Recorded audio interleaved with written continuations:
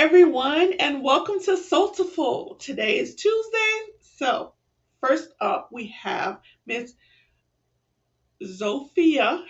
She is going to talk to us about outsourcing. So, let's get it started. Hi, and welcome to Soultiful.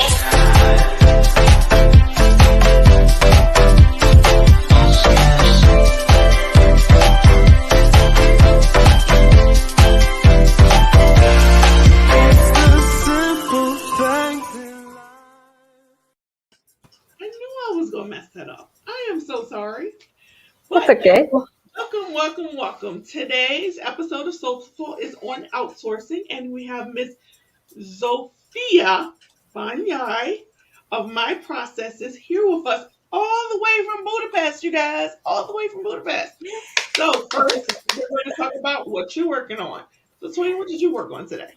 Nakia, Toya, thank you so much for inviting me to the show, and I'm so happy to meet you. Well, I was working on some outsourcing and some project management. The current hot topic for me is I think very interesting. We started to use with more than one of my clients. Actually, we started to use softwares which are issue tracking software. So instead of emails, companies and business owners realize that it's very hard to track issues in emails. So they decided to move to help desk softwares, and I am helping them to implement these help desk softwares and working them. And I think it's a very, very interesting development because like 10 years ago, or maybe 20 years ago, when we get an email, when we received an email, we were like, oh, one new email. And now we are getting like tons of emails, like more than 100 every day, and it's just getting too much. And therefore, entrepreneurs switch to this kind of help desk software. So I was very enthusiastic to work on this project today. Cool. Toya, what did you work on today? So that's really cool, sis, because I feel the same way. I have a hard time keeping a handle on my email. So we use project management tools that everything is in one place where we can see everything in one place instead of all those emails. So that's pretty cool. Mm-hmm. So today has been pretty fun. I've been on a lot of trainings this morning. I'm kind of trying to work on being a better bookkeeper, accountant. So I did that type of training and working on mindset. I've attended a live stream production training because that's the work that I focus on. So it's been pretty eventful. Yes. Cool. You Nakia? I worked on creating Jiffies for the VA World Conference, gifts, whatever you want to call them. And I worked on creating a video to show everyone that today my mood was better. So I did a little dance and put some music to it. So I was having fun today while working my full-time job. Nice. So Giphy or Jiffy? What is it, ladies? I don't know. I think it's open to interpretation. Yes. Wherever you're located, it's whatever it is. So let's get into the show. I'm going to introduce Miss ZSÓFIA. She is an operational outsourcing manager, COO, and online business manager. She helps busy entrepreneurs and remote teams improve their processes, automate and outsource their time-consuming tasks without sacrificing profit. And if you're looking to work less and earn more, she has tons to tell you. So she is going to talk about the outsourcing decision and how to work less and earn more. Welcome, ZSÓFIA. Thank you so much for the introduction. I'm so glad to be here with you in the show. Cool. Toya, do you have a question first? Yeah, I do. Absolutely. So outsourcing, why did that become like an important to you? Why is it something that you focus on? First, I started to focus on operational management. I ended up working with a client for whom I started to set up their processes. And then I realized that I, of course, want more clients, like every entrepreneurs do. And when I started to work other clients, it turned out to me like a lot of them were either solopreneurs, so like a one-man show business, or they had a small team and just a small team. So when we were talking about processes, it became obvious that we cannot solve everything in-house. And of course, outsourcing is a natural choice. But when I mention outsourcing, and in a digital sphere, it's for so many people, it's quite obvious. They just go to Upwork, Fiverr, and quickly hire someone, which can absolutely work, don't get me wrong, but it can really go wrong as well. And I realized that the difference between why is it good or why is it going bad is whether you are just randomly throwing tasks to someone, to an outsourcer, to a freelancer, or whether you have a process, a setup, way of working, and you give it to someone. And in my experience, this is going to be way more successful. So that's how the name My Processes came as well, because I believe in processes. And I think the most important part of outsourcing is not just giving the job away and hoping it's gonna get done, but creating the process and give it away. And that's the point where I help my clients to create the process and to outsource it efficiently. I have a question. Okay, so I'm a business owner. As a virtual assistant, I am looking to outsource certain things in my business. But when it comes to processes, I'm a little stuck because in my full time job, I'm a technical writer. So I write processes all day long. But in my business, I can't figure out the sweet spot for processes. Do you write a process? Do you write a minute, detailed process for every little thing? Or should it be just the big things? Does that make sense? Yes, it does. And there is no set answer for that. It really depends on the business. It really depends on your personality. I mean, if we are talking about a big company where so many people are working and those tiny parts can be crucial for the well-being of the whole business, then yes, I think it should be written down. But if you are a solopreneur and you are just seeking for help in one area or in another of your business, then I would suggest you to like have an inventory of what you are doing, have a business process map of your business, and then let's see, what do you want to get help with? Let's focus on that area. Let's create a process for that part, and maybe slowly but steadily build up the rest of it. And it really depends on whether you want to keep everything in your hand or do you plan to give it away at a certain point of time. If you plan to give it away, I suggest to create not just a process, but also a good description, a good ways of working of how are you going to give it away, how are you going to train your new colleague and or your new freelancer who will work with you, your new assistant. And as a virtual assistant, I'm sure you know what I mean. So I'm pretty sure that you also don't appreciate when a client comes to you and just tells you that something needs to be done, but not really sure what, and you will get the information or not. So it can be really chaotic. And I aim to have the bridge between this gap of giving information and performing the task. Yeah. Okay, so that makes sense. I have a question. What is your favorite mapping software, process mapping software? Because I am not too technical on that, so I have very different kind of companies. I don't go too technical on the mapping either, and I really like AOA. AOA is a project management tool and also a very good visual board, and I really like to use their tool as a mind mapping tool. And basically, I like to use mind map for process mapping because it just helps the creativity. It can be colored, it can be like nicely organized, and then we can easily link of the process descriptions to the AOA tool. Cool. Toya, do you have any more questions? Yeah. So sis, like as you know, we're virtual assistants, and I'm thinking about current issues and so forth as it relates to bridging, being that bridge, because I think we have to be that bridge and we have to do the work. Mm-hmm.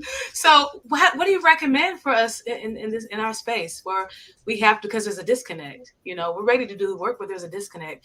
What would you say to us to be that bridge?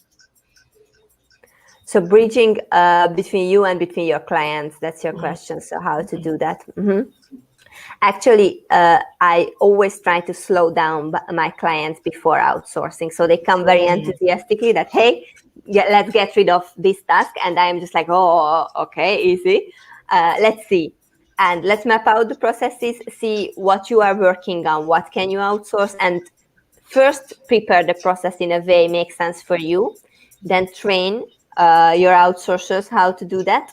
And then have follow-up session, and also have these kind of meetings which you set up earlier, that in 2 weeks, 1 month from now, we're gonna evaluate the process, because maybe what has used to be working for you is not working for your virtual assistant. And I think this preset meeting, when everyone knows that we are dedicating just half an hour, but it's so important, we are dedicating for evaluating how we are working, then I think it can really ensure that both parties going to be happy. Cool. That's very helpful, because we have a couple meetings coming up. We have, some entrepreneurs that they're kind of all over the place, and we want to really help them. And sometimes it's like, hey, I need you to help with the email management or what have you. They tell us the task, but it's just that disconnect. Like, we gotta, like you said, slow them down and walk them through a process to get where we need to, and have follow-up calls to make sure that that is working. So that's very, very helpful. Thank you. Yeah, and it's so great that you mentioned email management, because that's one of my favorite examples. It's like, oh my God, I want to get rid of my emails. It's just too much. And please let me just give it to an assistant. And I always use the example, like, you have a bunch of crap on your table. If you're giving this bunch of crap to someone else, then quite likely she will suffer even more, because she has no clue what to do with it, while you have some clue at least. So please clean it up.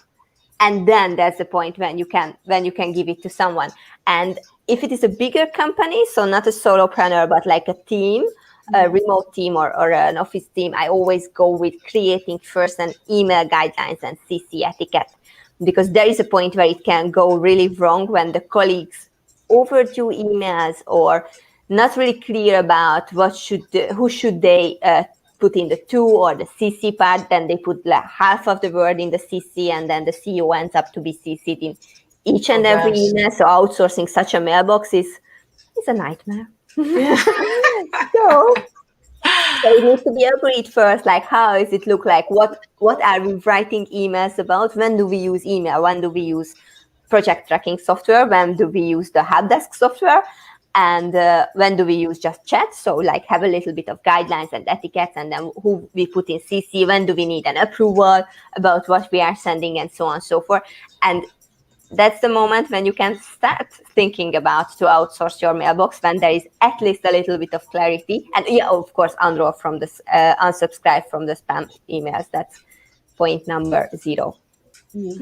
Got it. So you mentioned that, the title's The Power of Outsourcing. You mentioned how terrible it can go or how great it can go. So I would love to hear about an experience that you had where it was like bad, like the outsourcing that helped you to figure out how to do it right. Is that a bad question? Sorry, can you? Yeah, I would like to understand. I would like to hear like how a situation where you were outsourcing, maybe you were helping a client and it just was all wrong. It just worked out terribly. Because I have those experiences. So I want you to walk me through a bad experience and how it got better, or how did you make it better or better the next time? One terrible experience, which luckily this don't happen directly with me.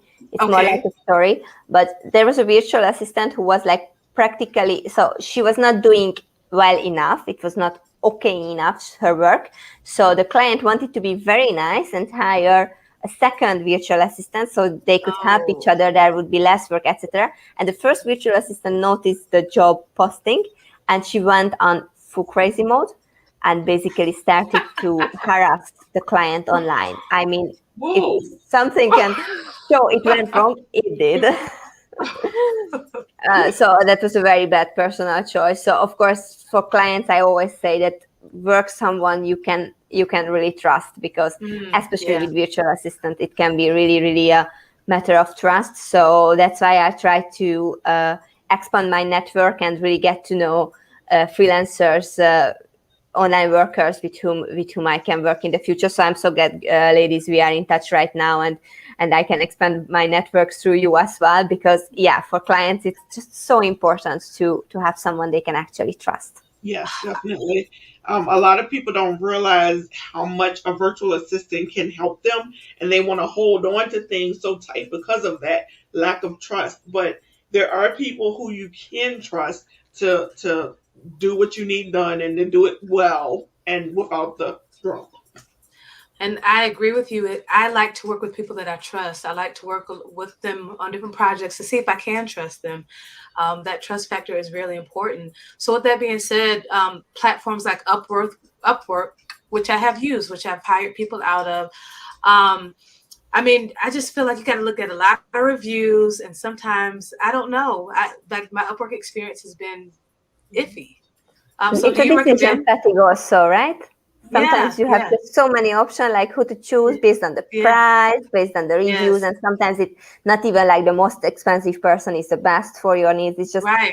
It's just hard to come up with. Yeah. I really try to help my clients with this kind of things. So when we set up the process, by the time we are in the end of the work of setting up the process, then I usually have someone in mind who can help and do it well, and like who could be a right fit. And then with all those back and forth, of course, and the adjustments of the whole project in the long run, of course, in a weekly or other monthly basis, it's just so important to have a mutual understanding and really building up this trust between the two of them. Yeah, That's we had amazing. that issue this weekend. Yeah, We yeah. contracted someone on Fiverr, and I've never had a bad Fiverr experience until this weekend. But our order came with two revisions, and my definition of a revision is once we've agreed on something, but I don't like it all. That's a revision.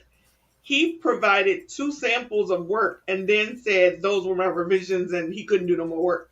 And I'm like, that's not what a revision is. So that made me very unhappy. I can imagine. Yeah. Yeah, it's just so nice when you have trusted people, that you can vouch for their work and the work ethic and their character. So I hear you, sis. That's it's nice when you have referrals versus trying to find somebody and going through 50,000 reviews and looking at so many. Oh, it just can take so much time. So I'm so glad that you are in place for business owners. You're so needed. My goodness, so needed. What type of did you need formal education, or did your worldly experience help you with becoming this type of business owner? I was studying in business school, and I also have a financial background. And I think for businesses, finance is quite crucial. So I always advise against outsourcing if it doesn't make financial sense. Unless if you just want to spend your money, that's also fine with me. But generally, for the going concern of your business, it's better to have a budget, so have a proper budget on the outsourcing. So I think that's important, but it doesn't necessarily mean I have process background. I think I have a different way of looking at the structures of the business, because before business school, I used to study history, which is like widely different.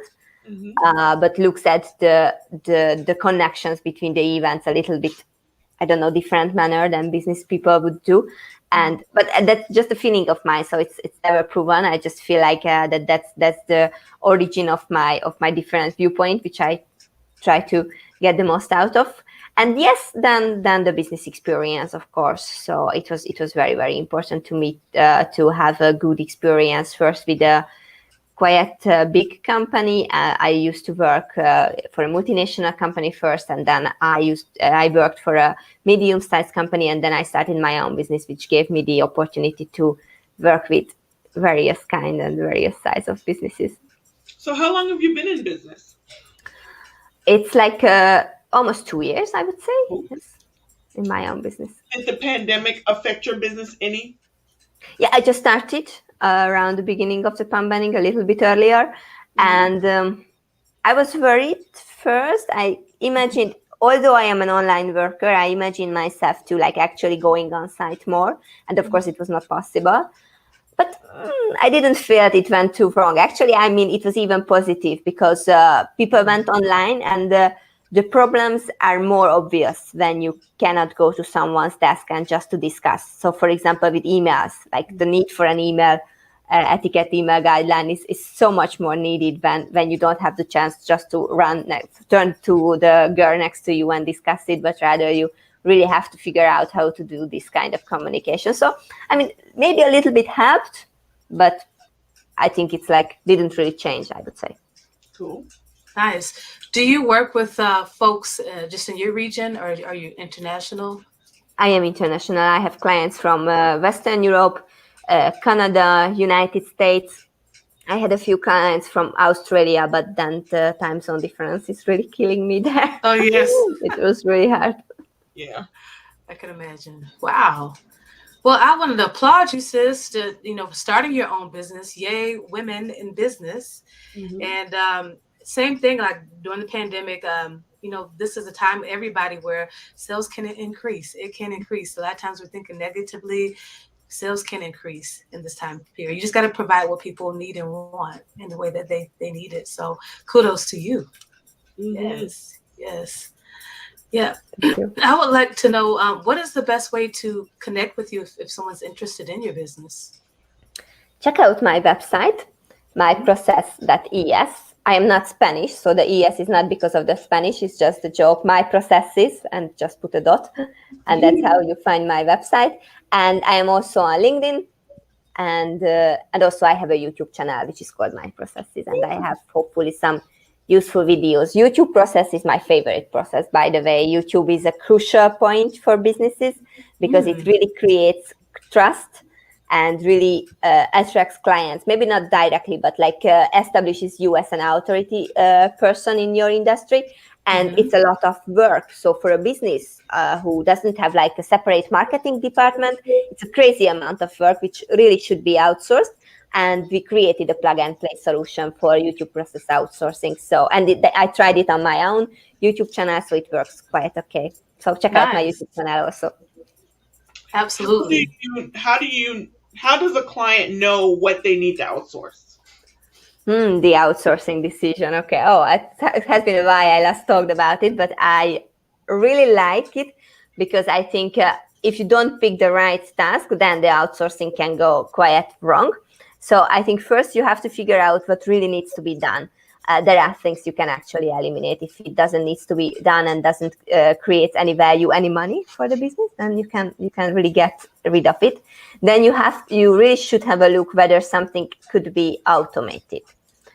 Automation has and can really have a high cost, so not always makes financial sense, but automation eliminates the human mistakes out of the process.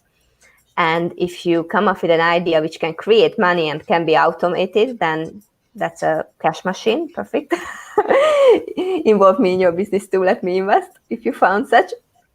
And yeah, once you looked about the task which can be eliminated and automated, then you can arrive to the point to find tasks which can be outsourced. Always make sure that you find a task which is trainable, so where you can actually train someone to do it. So for example, if you are a coach, then probably you will not outsource your coaching sessions. You will really need to ask honest questions to yourself, what can be outsourced and what not. Probably if you are a coach or even a psychologist, your emails will be way more sensitive than to outsource, but it doesn't mean you shouldn't. You can do it, but you need a very trusted person to go with the emails, for example. So there are some very minor questions, but if you would like to look into that, please visit my website, myprocess.es, and I put a whole chart of the outsourcing decision. It's very funny. You just answer questions and follow the arrows, and then in the end, you will arrive whether it should be eliminated, automated, or outsourced. And everybody is different. So I think every case really, really differs. And I'm very happy to jump in a call if you are stuck with your outsourcing decision and decide whether something should be outsourced from your business. Cool. That's a different take on it because I always thought of outsourcing things I don't like to do. Not necessarily outsourcing things because I'm overwhelmed, because I'm not overwhelmed, but outsourcing things that I just don't do.